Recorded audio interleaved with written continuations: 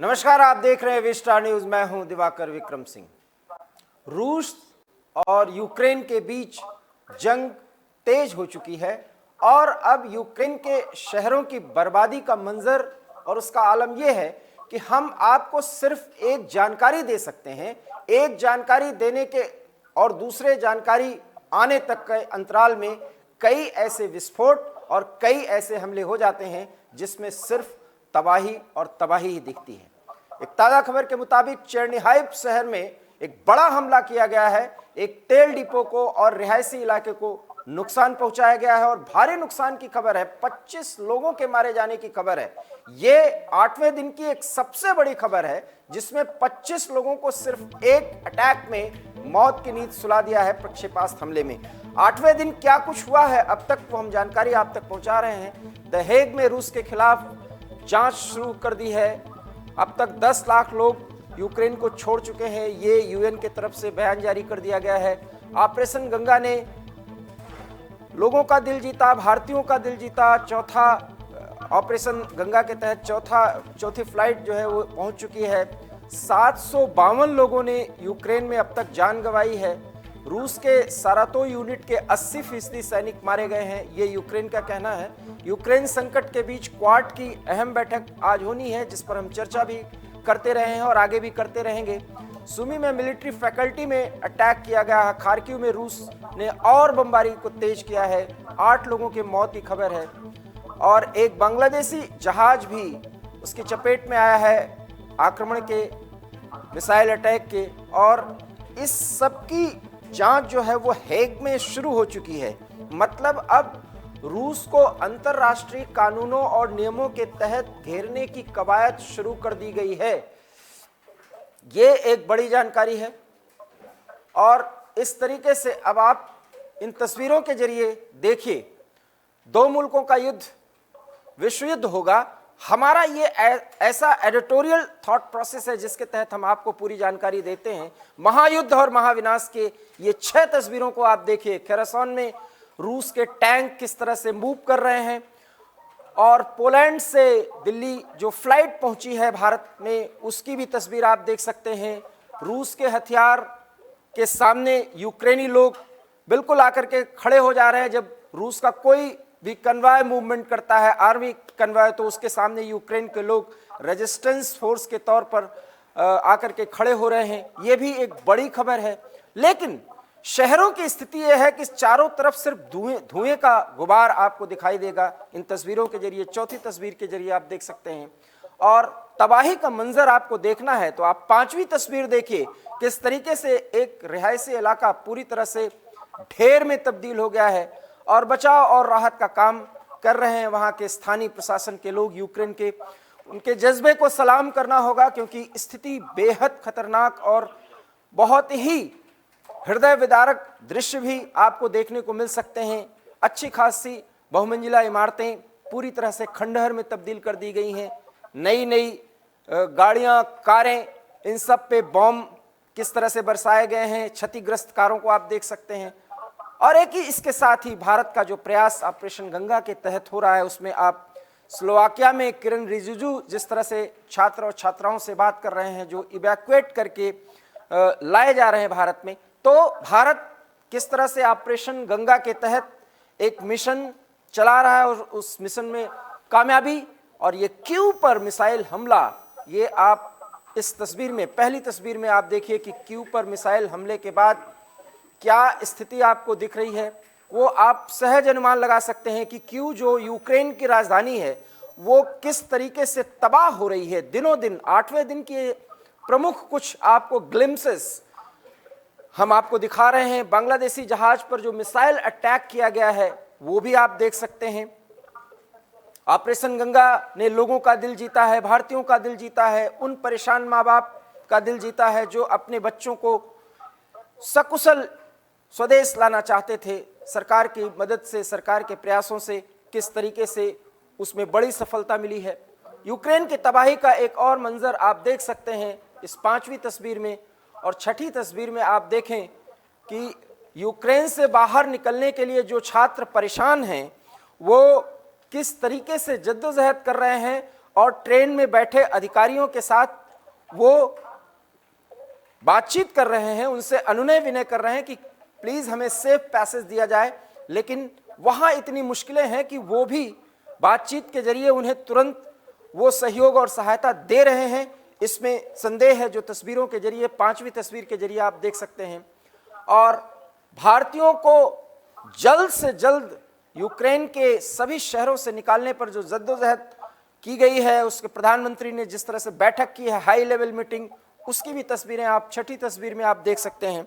और इन्हीं प्रयासों से और प्रधानमंत्री ने जिस तरीके से ऑपरेशन गंगा को सफल बनाने की हिदायत दी और 4 मंत्रियों को वहां पे नियुक्त किया, उसका एक परिणाम है किस तरीके से आज गाजियाबाद के हिंडन एयरबेस पर ऑपरेशन गंगा के तहत ग्लोब मास्टर से भारतीय लाए गए। हमारे सहयोगी नितिन ने भी उसकी परख की है और लोगों में जो संतोष और सरकार के प्रयासों के तहत जो कुछ भी किया गया उसके प्रति जो आभार था वो व्यक्त किया।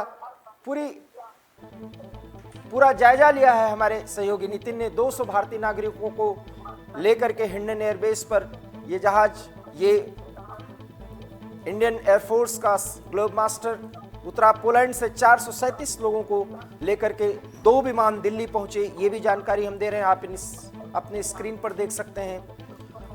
ऑपरेशन गंगा के तहत भारतीय नागरिकों की वापसी सुनिश्चित कराई जा रही है। इन 2 तस्वीरों के जरिए आप देख सकते हैं पोलैंड टू दिल्ली और रोमानिया से हिंडन एयरबेस पर पहुंचे छात्रों और उनके अभिभावकों को भी आप देख सकते हैं। बुखारेस्ट से बुडापेस्ट और इसके थ्रू जो इतने लोग भी आए हैं। रेजेजो से 6 उड़ानें होंगी। इस तरीके से विभिन्न देशों के विभिन्न शहरों से ये जो मूवमेंट है, जो दिल्ली के लिए फ्लाइट्स या हिंडन एयरबेस के लिए फ्लाइट्स या मुंबई के लिए जो भी फ्लाइट्स आनी है, उन सब का ब्यौरा हम आपको स्क्रीन पर अपने दिखा रहे हैं। आप देख सकते हैं कि ऑपरेशन गंगा मिशन पूरी तरह से सफल होता हुआ नजर आ रहा है। हालांकि हमने एक भारतीय छात्र को खो दिया है और रूसी बमबारी में कर्नाटक के उस छात्र की जो 4थे वर्ष के मेडिकल स्टूडेंट थे, उनकी दर्दनाक मौत हुई। भगवान उनकी आत्मा को शांति दें, हम यही प्रार्थना कर सकते हैं, और उनके माता पिता को इस दुख की घड़ी में इस दुख को सहन करने की शक्ति दें, ईश्वर से हम प्रार्थना करते हैं। रोमानिया टू हिंडन एयरबेस पर पहुंचा सी ग्लोब मास्टर, आप इन तस्वीरों में हमारे स्क्रीन पर देख सकते हैं। और पोलैंड से दिल्ली आया ये विमान, और उस विमान में छात्रों और छात्राओं की खुशी, उनके चेहरे पर संतोष का वो भाव देख सकते हैं आप। इन तस्वीरों के जरिए आप देख सकते हैं कि भारत ने मैराथन प्रयास के तहत ऑपरेशन गंगा को सफल बनाया और 1 से 2 दिन, कहा तो ये जा रहा है कि 8 मार्च तक इवैक्यूएशन मिशन पूरा हो जाएगा। भारत की एक बड़ी सफलता मानी जाएगी अगर ऐसा हुआ। और अब आप स्क्रीन पर उस रणनीतिक बैठक के बारे में देख सकते हैं कि जो क्वाड की बैठक होने जा रही है उसमें किसका क्या रुख है। भारत जो है न्यूट्रल है इस पूरे मामले में, क्योंकि वो यूक्रेन और रूस दोनों से सिर्फ इतना ही चाहता है, इतना ही उनसे अनुरोध कर रहा है कि वो शांति वार्ता पर आए। जबकि अमेरिका यूक्रेन के पक्ष में है, प्रतिबंधों की एक के बाद एक प्रतिबंधों की घोषणा कर रहा है रूस के खिलाफ।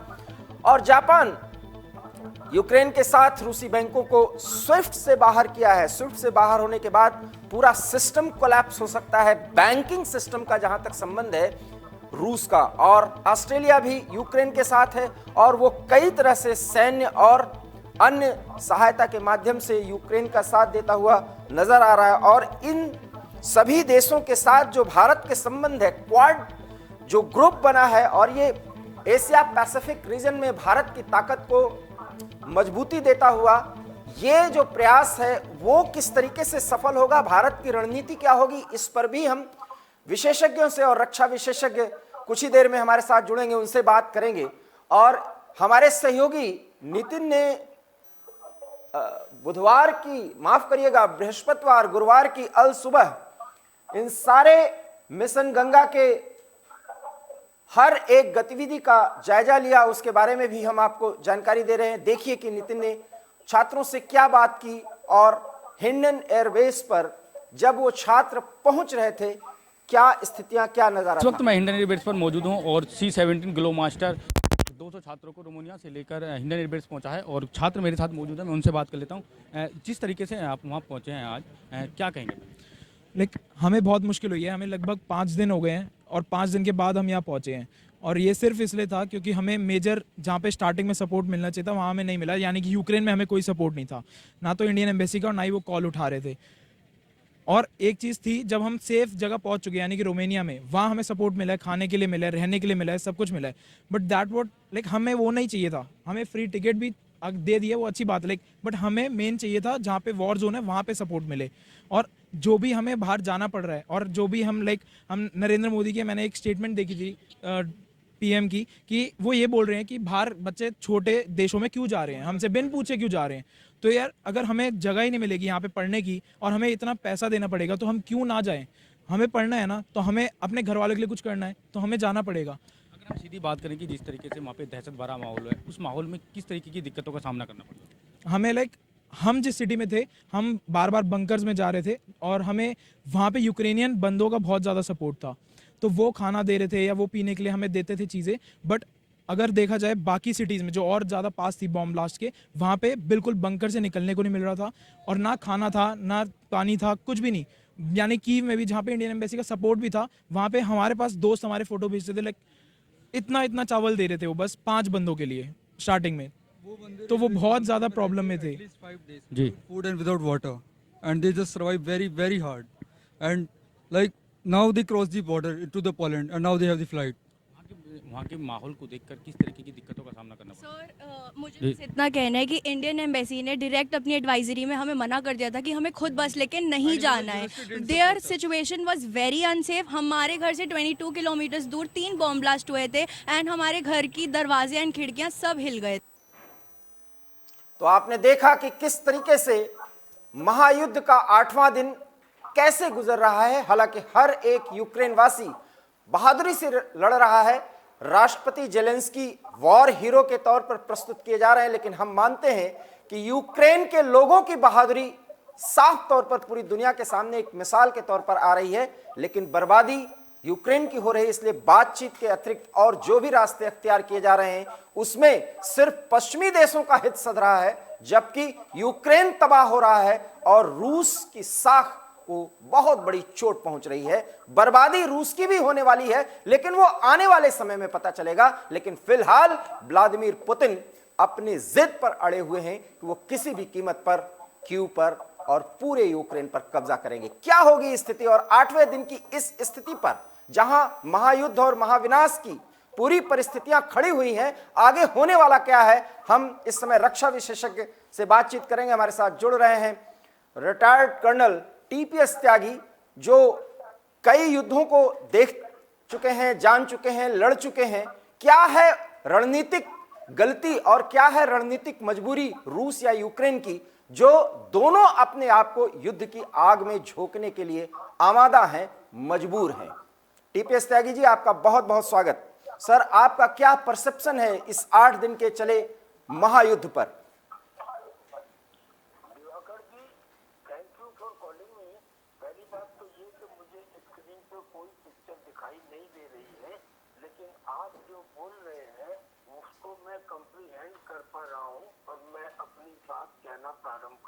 जी, रशिया का सवाल है। रशिया ने अगर पहले दिन से वो नीति अपनाई होती जो रशिया की डॉक्ट्रिन रही है, तो 2 दिन के अंदर ही ये सिचुएशन कंप्लीट हो जाती और वो वार को जीत जाते। रशिया की डॉक्ट्रिन में ये शामिल है कि जब कहीं पे अटैक किया जाए, इसको सोवियत यूनियन की डॉक्ट्रिन कहते थे कि उस जगह को एनसर्कल करो, उसमें ट्रिमेंडस फायर करो, हर तरह का फायर करो और उसके बाद ग्राउंड फोर्सेस को उस एरिया में लिंकअप करने के लिए भेजो। जब ये वार प्रारंभ हुआ तो रशिया ने ताबड़तोड़ अटैक किए और यूक्रेन के air defence system, airframe, TV tower, radar installations और ऑयल डंप, गैस पाइप यानी कि इंफ्रास्ट्रक्चर के काफी स्थानों को ध्वस्त कर दिया, लेकिन उसके बाद ग्राउंड लिंकअप होता था, उनके टैंक्स आने थे बेलारूस से, डोनबास को ग्राउंड लिंकअप इसलिए नहीं कराया गया, इस रशिया के अंदर नहीं चाहता और उनका जेलेंस्की मान जाए। अब दूसरा कम्युनिटी जो आपने कहा, मैं उस बात से थोड़ा सहमत नहीं के प्रेसिडेंट जेलेंस्की जो है, इनको आने वाले समय में एक बेवकूफ लीडर की तरह देखा जाएगा। ये कॉमेडियन और ये लीडर। सर मैं थोड़ा आपको रोकना चाहूंगा। मैंने ये कहा कि जेलेंस्की को वार हीरो की तरह प्रस्तुत करने की कोशिश की जा रही है। चलो चलो मान लेते हाँ, हैं। मैं ये कह रहा हूं और आप हमारी बात से लगभग सहमत हैं जी। तो बिल्कुल मैं ये कहना चाह रहा हूँ कि एक लीडर जो होता है वो बोल्ड होना चाहिए, उसमें जोश होना चाहिए, करेजियस होना चाहिए, सही बात है, लेकिन उसमें होश होना चाहिए, देश काल पात्र के हिसाब से निर्णय लेने की क्षमता होनी चाहिए। यानी एक लीडर की जिम्मेदारी है कि वो अपने देश के लोगों का, अपनी देश की संपत्ति की सुरक्षा की पूरी परवाह करे। अब आज यूक्रेन के इन प्रेसिडेंट साहब ने सिर्फ इतनी सी चाहत के लिए कि मुझे यूरोपियन यूनियन में दाखिल कर लो, मुझे नेटो में दाखिल कर लो, एक इतनी सी बात के लिए अपने देश को तबाह करवा लिया और उसके बाद उस पर अड़े हुए हैं। मेरी ये समझ में नहीं आता कि इसमें कौन सी दूरदर्शिता है, कौन सा है, कौन सी इसमें काबिलियत है। ये तो एक सीधे सीधे बेवकूफीपन की चाल नजर आती है। लेकिन आज की स्थिति ये कि जो खैरसान एरिया है, खैरसान शहर है, उसको रूस ने कब्जा कर लिया। अब खैरसान को आप समझिए जैसे हिंदुस्तान का विशाखापट्टनम, वहाँ पे बहुत अच्छी बिल्डिंग है। जो खार्किव है करीब करीब कब्जे के नजदीक है। खार्किव को समझिए जैसे हिंदुस्तान का मुंबई, यानी कि ट्रेड कैपिटल। और जो कीव है वो पूरी तरह से बर्बाद हो गया है, होता जा रहा है और होगा, और वो समझिए जैसे हिंदुस्तान का दिल। और इसके साथ साथ जो आज दिखाया वो है कि ब्लैक सी, काले सागर में रशिया के 6 जंगी जहाज के साथ रेस्टोरेंट और हो सकता है कि कुछ करीब दिखाई दी गई है कि वो जिसके नेवल बेस को पहले ही रशिया एयर स्ट्राइक कर चुका है, उसके ऊपर भी हमला कर चुका है। यूक्रेन के मेजर शहर पर हमला करने के बाद और ट्वीट को इम्प्लेंट देखने के बाद और सब कुछ समझ में आ रहा है कि रशिया की माइट के सामने यूक्रेन की पावर कम है, तब भी एक अड़ियल टट्टू की तरह से अड़े हैं। और उसका जो पराकाष्ठा है कि आज होने वाली दूसरी वार्ता है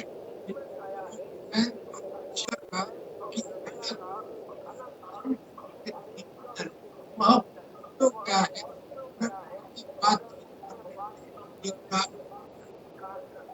अब आप इस तरह हमको ये उम्मीद लगी थी कि जब पहली दफा वार्ता हुई थी तो उस समय यूक्रेन ने ये कहा था कि रशिया अपने ट्रूप्स वापस निकाल ले और सीज फायर डिक्लेयर कर दे। ये 2 शर्त थी। अब दूसरी वार्ता से पहले यूक्रेन ने पहली वाली चीज हटा दी और उसने कहा कि सीज फायर हो। इसका मतलब इनडायरेक्टली हमने ये निकाला कि उसने रशियन फोर्सेस की वापसी के बारे में जिक्र नहीं किया। यानी डोनबास एरिया के डीपीआर और एलपीआर इलाके की देश के मान्यता की, स्वतंत्रता की उसने खबर को एक्सेप्ट कर लिया, और उसने कर लिया तो दुनिया ने भी कर लिया। तो हमको लगा था कि शायद आज की एक बड़े हैं इसमें कुछ रिजल्ट निकले, लेकिन उसमें भी रिजल्ट निकलता नजर नहीं आता। अब ये सिचुएशन पूरी दुनिया के लिए कितनी खतरनाक है, इसका जायजा आप लीजिए। रशिया के स्टेटमेंट, उनके डिफेंस मिनिस्टर ये कहा कि ये कोई गारंटी नहीं है कि हम नेटो देश पर आक्रमण नहीं करेंगे। नहीं करेंगे। दूसरा, उसने ये कहा कि हमारे और यूक्रेन के युद्ध में अगर एक भी कोई नाटो का देश आया तो फिर वो होगा जो कभी नहीं हुआ या जिसकी कभी कल्पना नहीं की गई। तीसरा, उसने कहा कि हमारे ऊपर सैंक्शंस लगाई गई है, सैंक्शन का एक ही विकल्प है, एक ही अल्टरनेटिव है, और वो है दुश्मनी। और फिर उसने कहा यदि युद्ध हुआ तो उसमें न्यूक्लियर का इस्तेमाल किया जाए। बिल्कुल सर, हम आपको रोकना चाहेंगे क्योंकि महत्वपूर्ण बातें आप कर रहे हैं। हम एक सवाल जानना चाहते हैं क्योंकि जितनी बातों पर आपने चर्चा की है, मैं कर्नल सर मैं आपको थोड़ा रोकना चाहूंगा क्योंकि अगर छोटे छोटे वाक्यों में बात की जाए, क्योंकि बहुत महत्वपूर्ण बातें आप कर रहे हैं रणनीतिक रूप से, और ये क्लियर है कि ये जो लड़ाई जेलेंस्की लड़ रहे हैं और वेस्टर्न मीडिया जिस तरीके से इनको वॉर हीरो बताने की कोशिश कर रही है, उसका बहुत बड़ा नुकसान है यूक्रेन के लोगों के लिए और पूरा वो क्षेत्र जो यूरोप का है, जो फिलहाल अमेरिका की भाषा बोल रहा है, और साथ ही साथ वो कुछ इस तरह का पेश कर रहे हैं अपने आप को कि सब यूक्रेन के साथ खड़े हैं, लेकिन किसी की आर्मी यूक्रेन के इर्द गिर्द भी नहीं आ रही है क्योंकि रशिया अपने फुल फॉर्म पे है जहां तक सैन्य अभियान का संबंध है। एक सवाल बनता है सर जिस पर हमें चर्चा की जरूरत है। पिछले 4 दिनों से यूक्रेन की राजधानी कीव से 30 किलोमीटर की दूरी पर इतनी बड़ी सेना और उसकी यूनिट खड़ी हुई है रूस की, वो एंट्री क्यों नहीं कर रही, एक बड़ा सवाल है। दुनिया की कोई भी फौज अर्बन एरिया में लड़ने से डरती है और अक्सर नाकाम साबित होती है। कारण उसका ये कि जो टैंक खुले में इतना शक्तिशाली और भयंकर होता है कि 1 किलोमीटर दूर तक टैंक की आवाज आ जाए तो आदमी लौट जाता है या छुप जाता है।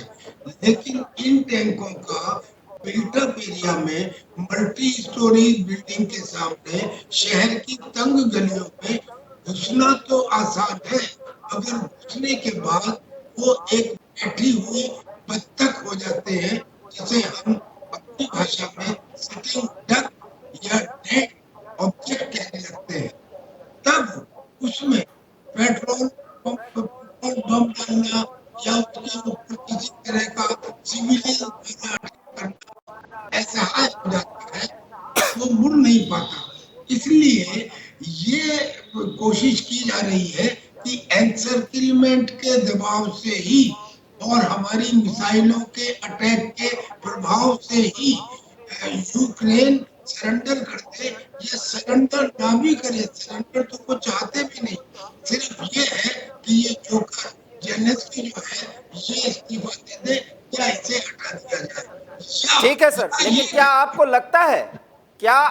लगता है सर मेरा सवाल सुनिए, क्या आपको लगता है, माफ करिएगा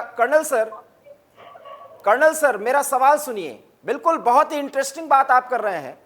रूस की इतनी बड़ी आर्मी जो 64 किलोमीटर लंबा कन्वाय था, जिसको बाकायदा तस्वीरों के जरिए दिखाया गया है, अब आप समझ सकते हैं कि पूरे कीव को वो घेर सकते हैं, उस पर कब्जा कर सकते हैं। लेकिन आपने बताया एक सैन्य विशेषज्ञ के तौर पर कि क्यों एंट्री नहीं कर रहे हैं। सवाल तो यह है कि वो एंट्री करेंगे नहीं तो जेलेंस्की ने इतनी स्थिति कम से कम बनाई, और आप भी कह रहे हैं और हम लोग इसको बता भी रहे हैं कि पेट्रोल बम सब घर घर में रख दिए गए हैं, क्योंकि जनता जो भी वहां पे मौजूद है वो लड़ने के लिए तैयार है। जो स्ट्रीट फाइटिंग की स्थिति होगी वो रूस नहीं जीत पाएगा, जीत के भी वो हार जाएगा, जीत करके भी वो हार जाएगा, ये आप भी कह रहे हैं और मान रहे हैं। सवाल तो यह है कि जेलेंस्की जब तक हथियार डालेंगे नहीं या वो झुकेंगे नहीं, रूस की जीत सुनिश्चित नहीं होगी। अरे सर देखिए, ऐसी कोई समस्या नहीं है जिसका समाधान ना हो। रूस ने उसका ट्रेलर दिखा दिया है। रूस ने एक रडार इंस्टॉलेशन के ऊपर, जिसमें 70 सैनिक मारे गए, उसमें उसने एक वैक्यूम बम डाला था। जो वो वैक्यूम बम है, जिसे एरोसोल बम भी कहते हैं, वो न्यूक्लियर वेपन नहीं है, लेकिन कन्वेंशनल वेपन से थोड़ा अलग है।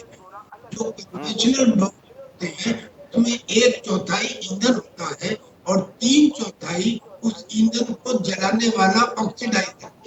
लेकिन इस बम में, जिसे वैक्यूम बम कहते हैं, इसमें पूरा का पूरा 100% एल्यूमिनियम डाई स्पेशल ईंधन होता है। जैसे ही ये फटता है तो उसके फटते ही इसे हवा में से ऑक्सीजन को खींचता है, बहुत तेज गति से खींचता है, और इसके एरोसोल कहाँ जाते हैं? ऑक्सीजन बेसमेंट में, पेट्रोल स्टेशन सब में, यानी कि जमीन के नीचे।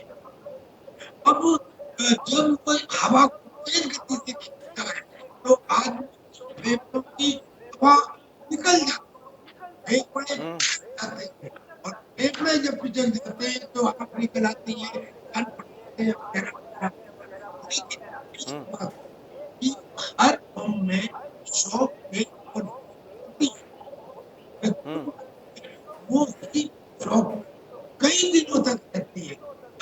अगर ये एक पत्थर है, उस पत्थर पर सिपाही है, 5 सिपाही के 300 मीटर के दायरे में आने से मर गए। उसके बाद जो अगले 5 सिपाही आए लड़ने के लिए, वो भी उनकी शौक पे उनका इफेक्ट है कि आज वो भी इस तरह के बम के लिए खास अपनी जान है वो भी छोड़ा जा सकता है। 24 ऐसे बम एक साथ छोड़े जा सकते हैं। उसने एक फिगर दिखाया, अगर 3 आधा घंटे में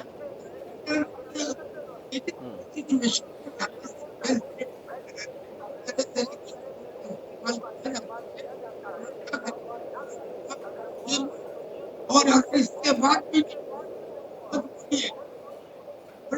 सर, एक महत्वपूर्ण सवाल इससे जुड़ा हुआ है। जेलेंस्की का एक बयान आया है, ताजा बयान है सर, वो सवाल सुनिए। जेलेंस्की ने कहा है कि किसी भी कीमत पर अगर वो एंट्री कर रहे हैं क्यू में तो उनको कुछ भी नहीं मिलने वाला।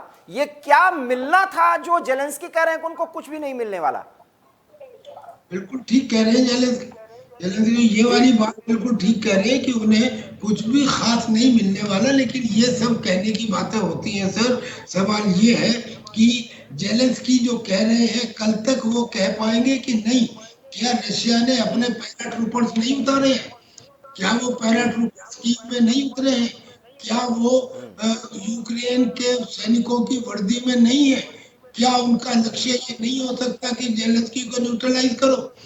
या अगर फूड सेंस होती है तो अमेरिका और नेटो कंट्रीज को ही वर्ल्ड वार से बचने के लिए, न्यूक्लियर वार से बचने के लिए और अपनी पोजीशन को साउथ चाइना सी में चीन के खिलाफ कमजोर होने से बचाने के लिए अब वो जेलेंस्की से ये कह दें कि भाई साहब आप डिजाइन कर दीजिए या आप आ जाइए अमेरिका में, हम आपकी एक कॉमेडी की दुकान खुलवा देंगे। अगर ऐसा नहीं बिल्कुल होता, ऐसी बातें आ भी रही हैं सर। सवाल बहुत इंटरेस्टिंग है, इसलिए आप छोटे छोटे वाक्यों में ये जवाब दीजिए, क्योंकि आपसे बहुत कुछ जानने की ललक हो रही है। सवाल ये है कि क्यू पर वो हमला करेंगे, फाइनल अटैक होगा और फाइनल अटैक में अंततः क्यू पर कब्जा होगा, लेकिन उसके पहले खार्किव, खैरासन और अन्य शहरों को इस तरीके से अटैक करके, खास करके मिसाइल्स अटैक, रॉकेट अटैक, इससे बर्बाद किया जा रहा है। इसके पीछे जो सैन्य रणनीति है वो क्या है? इसके पीछे सैनिक रणनीति दोनों को फायदा पहुंचाने की है। किसको? यह फायदा ही दो को हो रहा है, अमेरिका को और चाइना को। चाइना को तो ये फायदा हो रहा है कि वो ये देख रहा है कि अमेरिका कुछ नहीं कर पाया, लिहाजा वो भी ताइवान के ऊपर अब एक्शन ले सकता है। और अमेरिका को ये फायदा हो रहा है कि अगर यूक्रेन पूरी तरह से ध्वस्त हो जाता है, कमजोर हो जाता है, कर जाता है, या वो किसी काम का नहीं रहता, होगा? उसका फायदा ये होगा कि जर्मनी और फ्रांस जैसे देश जो अमेरिका से कुछ अलग से होते नजर आ रहे थे, वो ये कह रहे थे कि देखो हमको जो तेल और गैस है वो रशिया से मिल रहा है, क्या तुम सप्लाई करोगे? अमेरिका इसका जवाब नहीं दे सकता।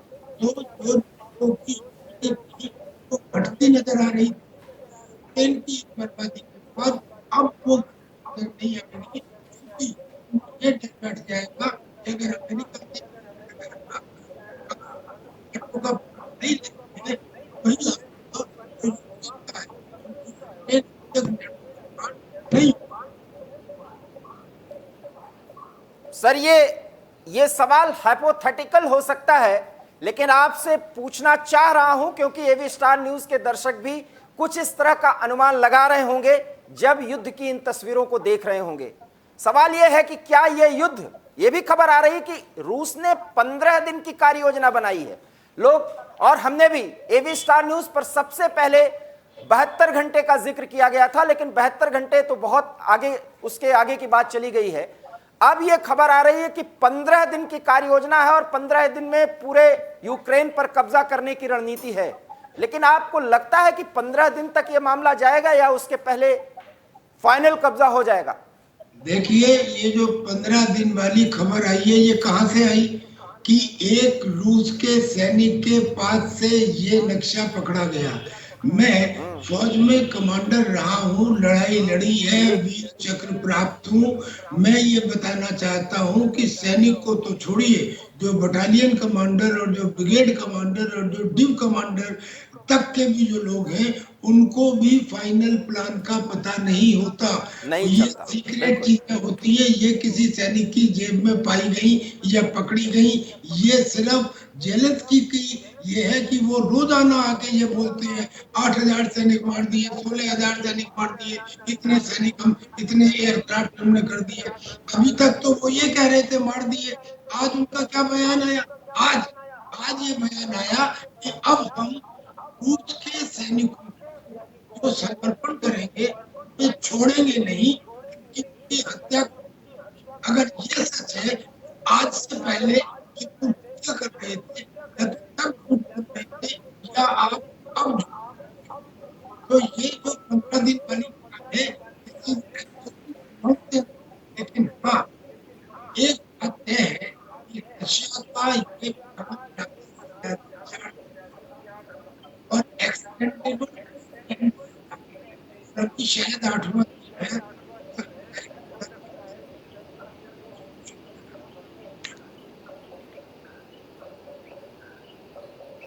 जी, तो आपने बहुत महत्वपूर्ण बात बताई है। और आपको लगता है कि ये युद्ध अभी 8 दिन और चलेगा या 1 हफ्ता और चलेगा? नहीं, मुझे नहीं लगता, मुझे नहीं लगता। बहुत बहुत धन्यवाद सर, क्योंकि समय कम है और बहुत सी बातें आपसे करनी, हम समय समय पर सर आपसे जानकारी लेते रहेंगे। लेकिन जैसा कि कर्नल टीपीएस त्यागी ने बताया कि ये युद्ध और ज्यादा लंबा नहीं चलने वाला, और इस युद्ध के लंबा नहीं चलने के पीछे सिर्फ और सिर्फ एक कारण है कि रशियन आर्मी और उनकी एयरफोर्स एक कॉम्प्रिहेंसिव और एक समेकित कार्रवाई कर रही है, और उस कार्रवाई के आगे यूक्रेन कहीं टिक नहीं रहा है। लेकिन जिस तरीके से यूक्रेन को रेजिस्टेंस फोर्स के तौर पर या नेशन के तौर पर प्रस्तुत किया जा रहा है, ये वेस्टर्न मीडिया या उनके इंटरेस्ट के तहत इस सब बातों को प्रोपोगेट किया जा रहा है, जबकि स्थिति यूक्रेन की बद से बदतर होती जा रही है। कीव पर रूस का कब्जा होगा।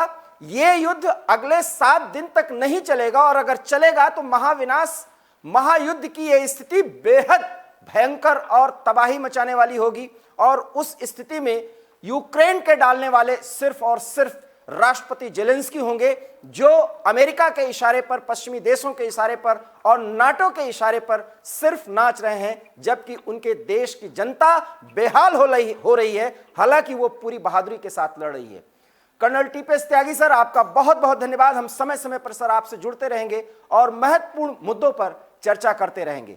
तो ये थी युद्ध के 8वें दिन की वो बातें जिन पर हमने आपसे चर्चा की। लेकिन हम भगवान से यही प्रार्थना करते हैं कि सद्बुद्धि दे राष्ट्रपति जेलेंस्की को, व्लादिमीर पुतिन को, जो बाइडेन को, दुनिया के उन तमाम देशों को जो फिलहाल यूक्रेन की आड़ में अपने अपने स्वार्थों का खेल कर रहे हैं, काश कि वो समझें और इसके लिए एक बातचीत का माहौल बनाएं। हालांकि बातचीत जब शुरू करने की पहल रूस की तरफ से की जाती है तो जेलेंस्की उसमें भी सबसे बड़ा रोड़ा बनते हैं।